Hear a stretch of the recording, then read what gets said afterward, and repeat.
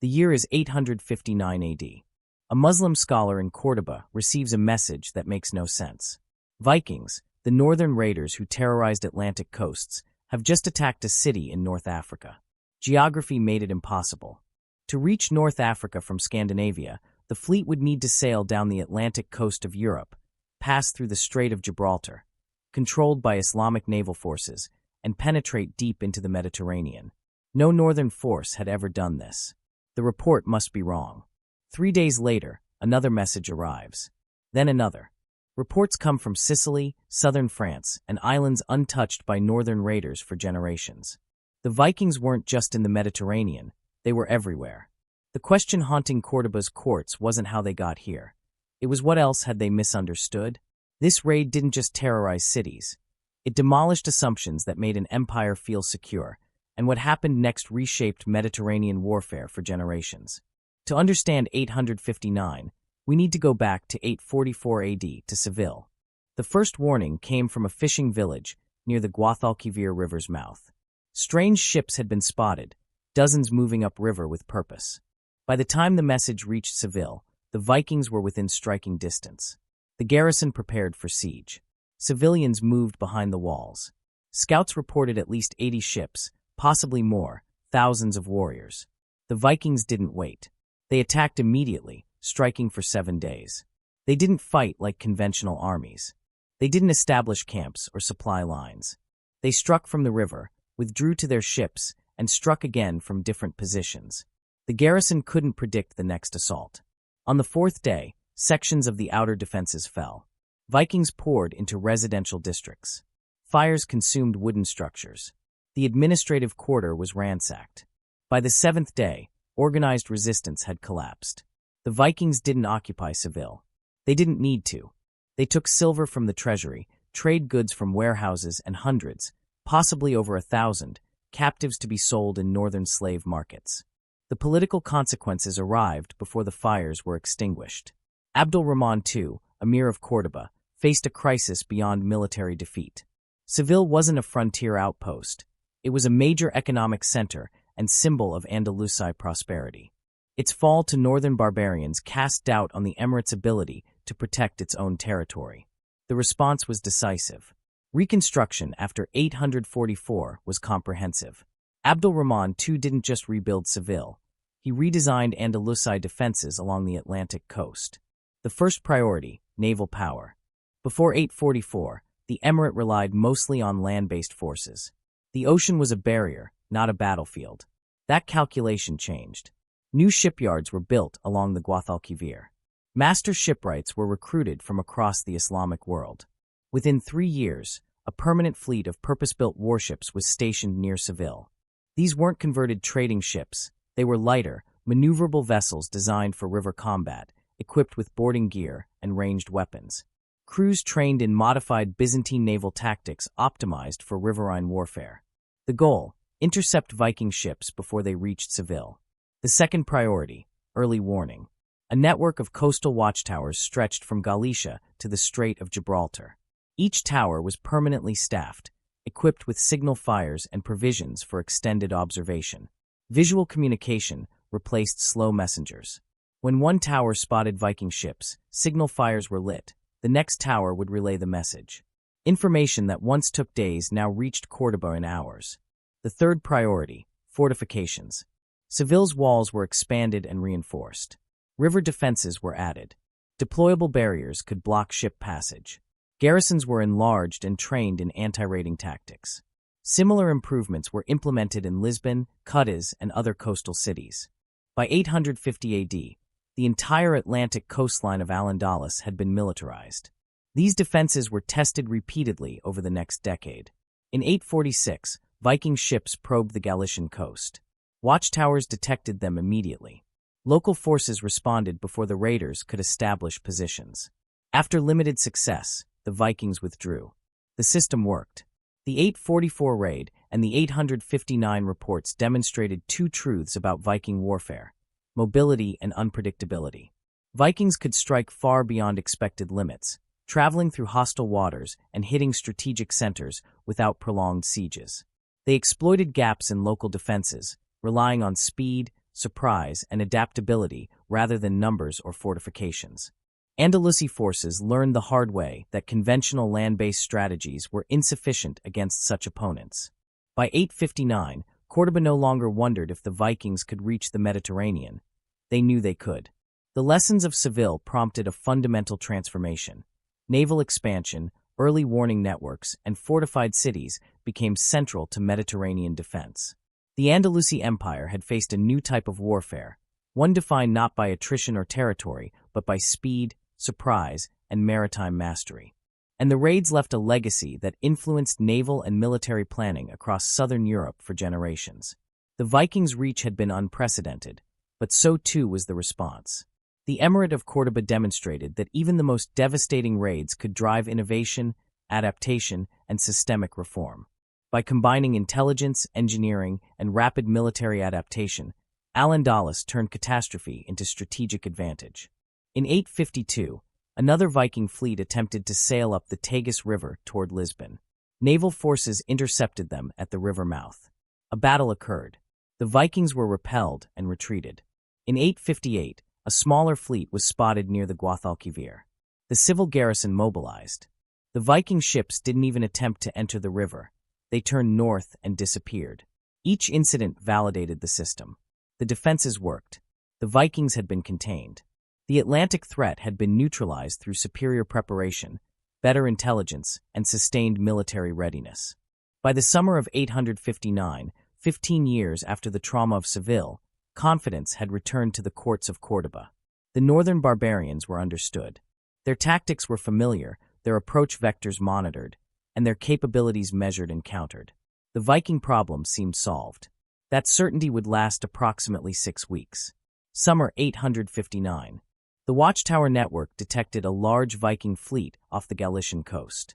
Initial reports estimated 60 to 80 ships, one of the largest northern fleets seen in years. But the size alone wasn't alarming. Large fleets had appeared before and been repelled. What mattered was pattern recognition. The fleet moved south along the Atlantic coast, raiding small settlements in Galicia, avoiding fortified positions, and keeping in motion. When they reached Portuguese territory, they attacked smaller ports. Again, this was expected. The Vikings were probing for weaknesses, testing response times, seeking easy targets. Intelligence flowed into Córdoba. Military analysts tracked the fleet's progress and predicted where they would strike next. When the Vikings reached Lisbon, the city's garrison was ready. Naval forces were positioned offshore. Reinforcements were dispatched from nearby settlements. The assault lasted 2 days. The raiders attempted to force entry at multiple points, but the defenses held. The garrison fought them back. Naval forces harassed the Viking ships when they withdrew to the river. After suffering casualties without achieving a breakthrough, the Vikings retreated. From Córdoba's perspective, it was textbook success. The defenses designed after 844 had functioned exactly as intended. The Vikings had tested a major target, found it defended, and moved on. The system worked. The fleet continued south. When they approached the Guadalquivir River, the site of Seville's fall 15 years earlier, the response was immediate and overwhelming. Every warship stationed at Seville was mobilized. Messengers rowed upriver to warn the city. The naval garrison took blocking positions at the river mouth. Additional troops were dispatched from Córdoba itself. This was the moment all the preparations had been designed for. The Vikings arrived at the Guadalquivir's entrance. They conducted reconnaissance. Small boats probed the river defenses. Skirmishes occurred between Viking scouts and Andalusi patrol craft. For 3 days, the two forces observed each other. Then the Vikings withdrew. No major engagement, no sustained assault, no attempt to force passage up the river. They simply turned south along the coast. In Córdoba, this was interpreted as ultimate validation. The Vikings had attempted the same strategy that succeeded in 844. This time, the river was defended not by an unprepared city garrison, but by a professional naval force positioned specifically to intercept them. The Vikings assessed the situation and decided the cost of forcing passage was too high. The threat had been deterred. Messages were sent to regional commanders. Viking fleet repelled at Guadalquivir. Defenses confirmed effective. Maintain readiness. Threat assessment downgraded. The fleet continued moving south past the last coastal watchtower toward the southwestern tip of Iberia. Then something happened that no intelligence report had predicted. The Vikings didn't turn north back toward the Atlantic. They didn't sail west into open ocean. They turned east toward the Strait of Gibraltar. The Strait of Gibraltar is 14 kilometers wide at its narrowest point. On a clear day, one could stand on the European shore and see Africa with the naked eye. Ships crossed regularly, merchants, fishing boats, patrol craft. The passage itself took hours, not days. Physically, it was a routine obstacle, but strategically, it represented far more. The boundary between the known and the unknown, between the civilized Mediterranean and the barbarous Atlantic, between Islamic-controlled waters and the chaos beyond. This was the boundary Viking raiders didn't normally cross. Observations over decades confirmed it. Vikings raided the Atlantic coasts of Francia, Brittany, England, Ireland, and Iberia. They sailed as far south as Morocco's Atlantic shore and operated from the Baltic to the Irish Sea, but not the Mediterranean. Strategic logic explained why. Viking longships were designed for coastal raiding. Shallow drafts for rivers, speed for quick strikes, and retreat before defenders could respond. Their strength lay in mobility and surprise. The Mediterranean offered neither. It was an enclosed sea dominated by established naval powers. Large, heavy galleys replaced the rivers and coasts they knew. Surprise was harder. Escape routes were limited. Coastal cities were fortified, navigable rivers scarce, and naval patrols constant. The environment neutralized their advantages. And yet, in 859, the Vikings were about to test that boundary. They had been contained in the Atlantic. Lisbon and Seville had proven the effectiveness of Andalusi preparation, intelligence, and naval readiness. But the strait represented an entirely different challenge.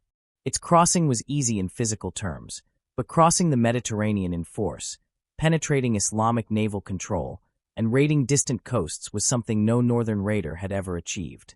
Cordoba watched. Scholars, soldiers, and administrators studied the reports, updating predictions, calculating risk. The raids that followed would not merely test ships and walls, they would test assumptions. The northern barbarians, long thought confined to Atlantic waters, had chosen a path that forced the known world to confront its limits. And what followed would become one of the first historical moments when northern raiders demonstrated not just mobility and brutality, but the capacity to reshape an empire's understanding of the seas themselves. The Byzantine Empire, the Islamic caliphates, and the Italian city-states maintained permanent fleets of warships built for Mediterranean conditions. These were large galleys, manned by crews trained for prolonged engagements, supported by extensive port networks. A Viking fleet entering the Mediterranean would be sailing away from supply lines, away from familiar territory, into hostile waters patrolled by experienced enemies. The longship's advantages, surprise, speed, and the ability to disappear into coastal waters, would be neutralized in an enclosed sea where every port was monitored and every coastline claimed. Why risk the Atlantic's unlimited targets for an uncertain venture into a hostile sea? This logic shaped defensive planning across the Islamic Mediterranean.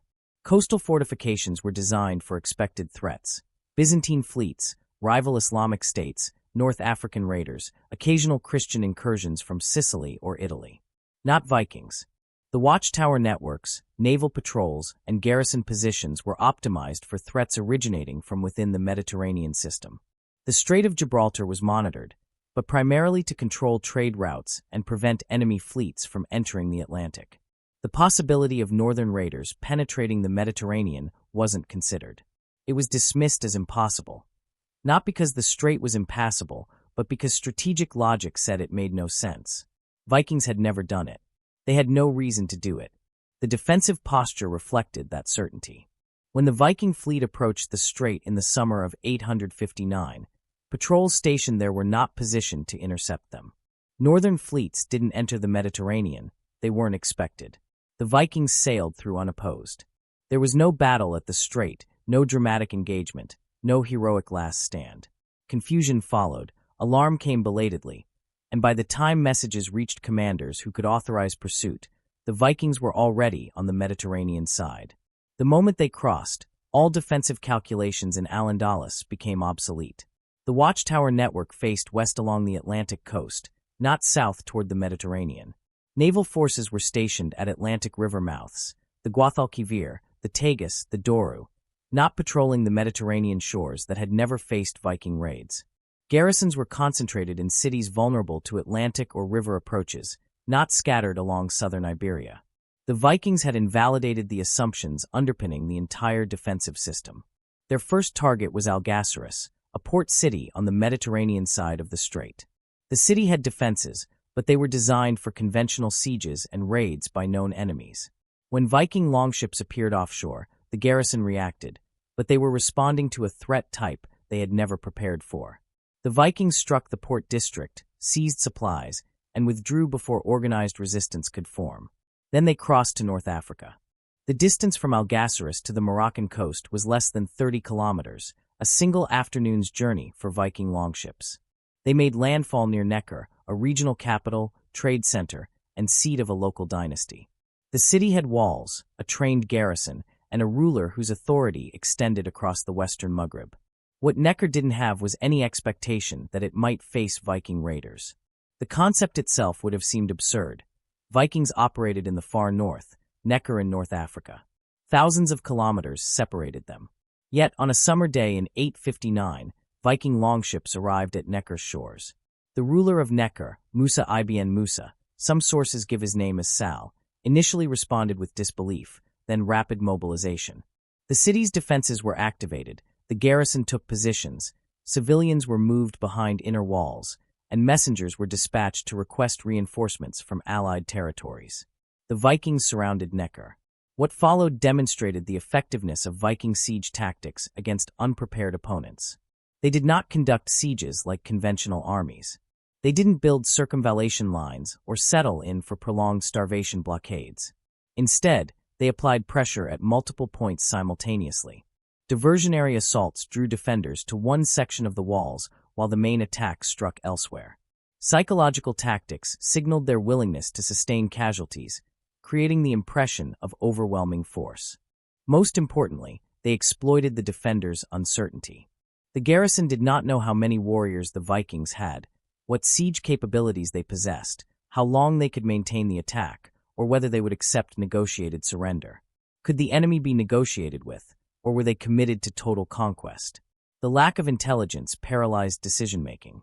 Necker's defenders could not calibrate their response because they lacked a framework to understand the threat. The siege lasted over a week, though exact duration varies in sources. During this period, the Vikings repeatedly assaulted the walls. Whether they actually breached the fortifications or whether Necker's leadership surrendered to avoid prolonged resistance is unclear. What is documented is the outcome. Necker fell. Musa ibn Musa was captured. The city, its trade, and its governance were at the mercy of a force from thousands of kilometers away, operating outside every strategic expectation of the region. This raid shattered assumptions that had guided defensive planning across the Islamic Mediterranean for decades.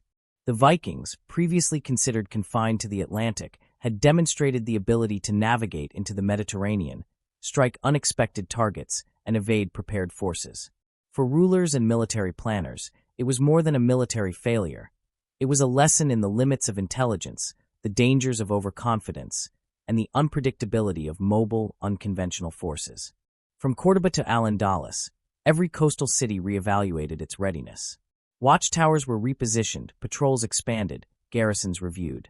Yet the Viking raid of 859 remained an example of how decades of assumptions, built on past patterns and expected behavior, could be rendered obsolete in a single strategic stroke. The Mediterranean, previously considered safe from northern raiders, had been forced to acknowledge the impossible.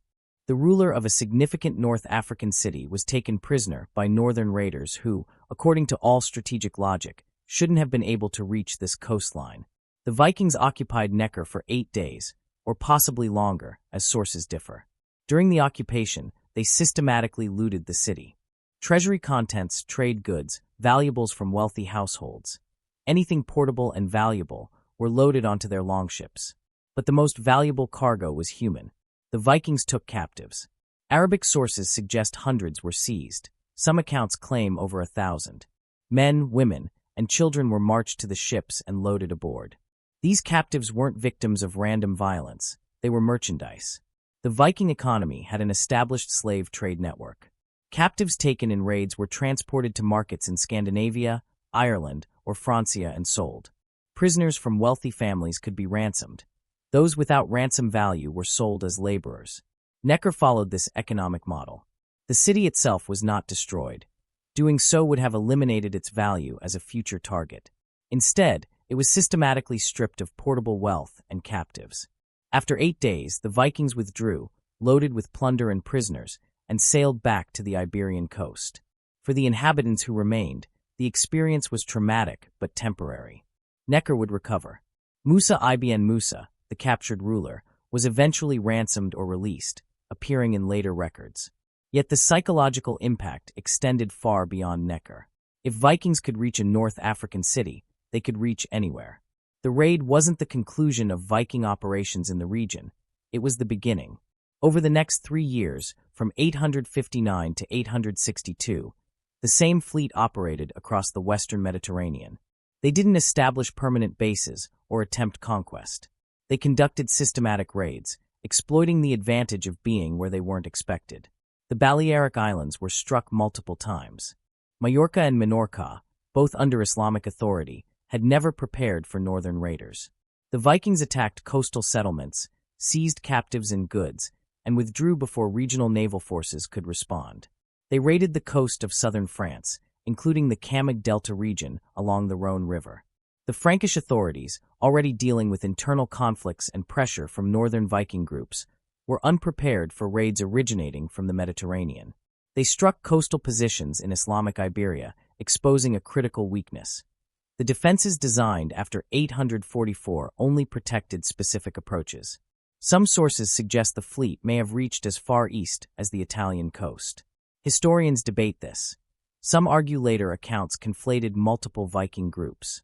Still, even the possibility demonstrates the scale of the threat perception. Crucially, this was not a single summer raid followed by a return to Scandinavia. The fleet remained in the Mediterranean for multiple years, returning repeatedly to previously struck areas. This created sustained pressure on every coastal authority in the western Mediterranean. No one knew where the Vikings would strike next, or when they would finally leave. The standard defensive response, fortifying key positions, maintaining patrols, and responding after attacks, was inadequate against raiders who could appear across hundreds of kilometers of coastline with near impunity. The Vikings had weaponized the Mediterranean's geography against those who controlled it. By 861, regional authorities began coordinating responses. Islamic and Christian forces in Iberia shared intelligence about Viking movements.